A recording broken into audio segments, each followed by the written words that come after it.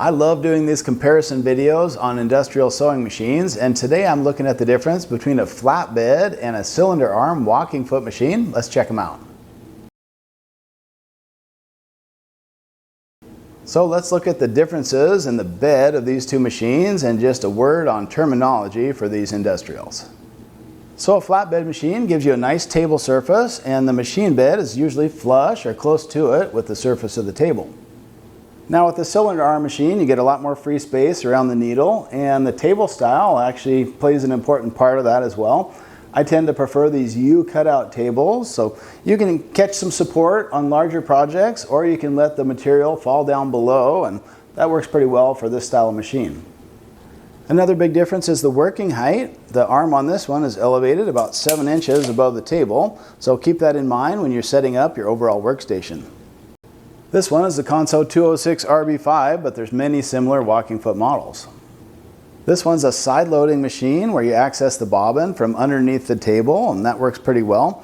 Professionals would call this a vertical hook or sometimes a horizontal axis hook, and I find those terms confusing for beginners, so I'll just refer to this as a side loader.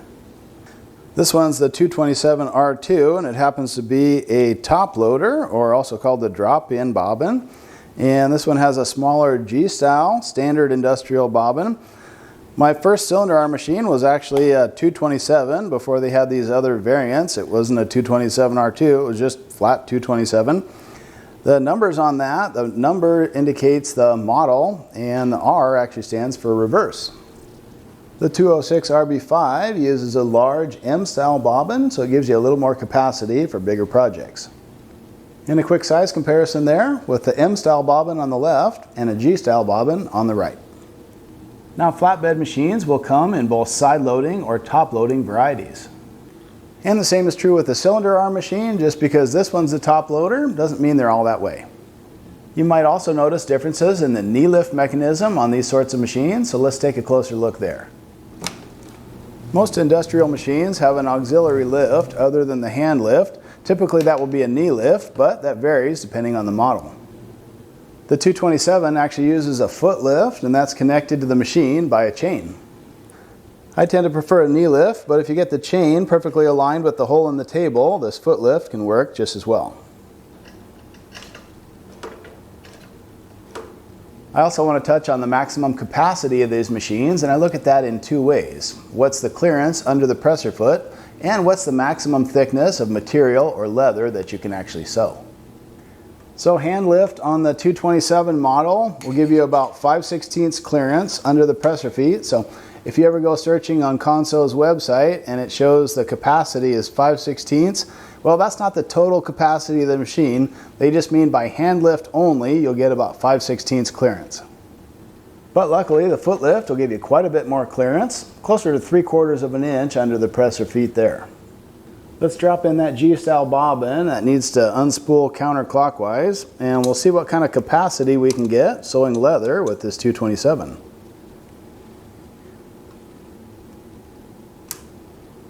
Make sure that thread comes beyond this little triangular tab on the bobbin case. Okay, and here's sewing a little better than 3/8 of an inch of compressed thickness of veg tanned leather, and it's chunking along with that, no problem. One limiting factor you see on sewing machines is the needle bar stroke. Here the needle bar is very close to the presser foot, so this machine may be able to get over seams that are 1/2 inch thick, but you know, probably 7/16 is the functional max on a 227.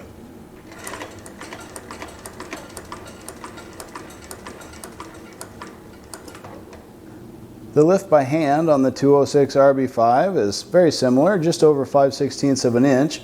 And by knee, you can get up to maybe 3/8 of an inch at maximum, and that's also about the functional max that this machine can sew. Hold your threads back a bit as you begin, and we can start plowing through this 3/8 inch material, and seems to do just fine with that. Again, your main issue will be how much clearance do you have between that needle bar guide and the top of your feet, and at 3/8 of an inch, that's about maxed out. This particular machine is using a CSM 3001 servo motor. That's the same as the CSM 3000. The 1 just denotes the fact that it has a needle position sensor. If you are doing some work at or near the machine's max, make sure to raise this wing nut mechanism to the very top of its stroke and tighten up the fastener. That'll make sure you have maximum steppage on the walking foot. And actually that steppage adjustment for your walking foot is really just the same on the 227 model, and you'll find that on a lot of walking foot machines. What about similarities of these two machine styles? After all, they're both industrial sewing machines. They're both triple feed walking foot. So let's talk a minute about the similarities. Both of these machines require manual oiling, so a little bit of maintenance there. That's not really a feature of whether it's a flatbed or a cylinder arm, however. Just the overall style of the machine. Some will have a semi-automatic or a fully automatic oiling system with an oil reservoir. These just happen to be manual oilers. On the 227, you get a little bit of help with these felt pieces that help to hold the oil a little bit longer. I never mind doing a little bit of manual oiling because I feel like it helps me control how much oil is delivered and I don't get oil all over my project. But some of the features on this 206 RB5 are nice. There's a system of wicks, and that is sort of a semi-automatic oiling feature, but still quite a few points that you have to hit yourself. There is a small oil tank underneath the head of the RB5, and that just wets the wicks and provides some critical lubrication to the hook area down under the machine. You just remove this screw here to fill that tank. Both machines have reverse sewing. Now again, on that model number, the 206, this is version 5, but the RB, the R again, stands for reverse, just like the 227, but the B in this case stands for large bobbin. They both have a triple feed walking foot mechanism, meaning that the feed dog, needle, and alternating presser feet all work together to evenly advance the material. They both have easily adjustable stitch length, although the mechanism varies a bit. The 227 uses more of an old school approach to adjusting stitch length, kind of like the one you'd find on the old 206 RB1 and 2. This system has been around for a while, but it still works quite well. Both of these machines are currently using a needle position sensor, but that's more about what motor you choose and how you set up your individual machine. If you like the ability to have the machine stop for you automatically in the needle down or the needle up position, a sensor is a great way to go. I want to talk for a minute about the motor you choose for your industrial sewing machine, because I've heard from a couple of users, they said, hey, I tried that 206 RB5 and I didn't like it, it was too fast. Well, what you need to realize is that how fast your machine sews, and really even how powerful it is not related to the machine head. Those are qualities that are determined by the motor.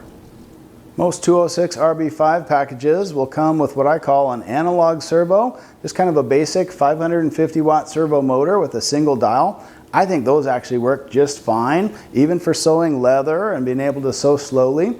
This one is actually upgraded a bit to the Consew CSM 3001. Again, I'll drop links down in the description box if you want to check them out a bit. Now my 227 cylinder arm I have set up with a Kinedyne servo. That's a high torque digital motor that's just like running a speed reducer without the hassle of adding that extra component. This one you can get from Neil's Saddlery and Harness. So what's the bottom line when choosing between a flatbed and a cylinder arm machine? Well, if you wind up with either of these machines, basically you've done quite well because you've selected a triple feed walking foot machine. Those are qualities that are very important to me doing upholstery work, just because it means I'll get even feeding of multiple layers. So that's a great feature to have. And basically what it boils down to is if you do a lot of projects like small leather work that'll sit flat on a table, a flatbed is a great choice. But if you do a lot of curved work like round stools that you're upholstering or bags or things where you need extra access, that cylinder bed might be a better choice. For most people, especially if you're just starting out, I imagine they're going to opt for a flatbed machine just because they're so incredibly versatile. Hey, if you found any information here in the video useful, consider subscribing to the channel. Yeah, you could subscribe to me, but only if you want to learn how to make cool wax canvas covers with leather trim and a super handy scissor sheath. Nice! Yeah!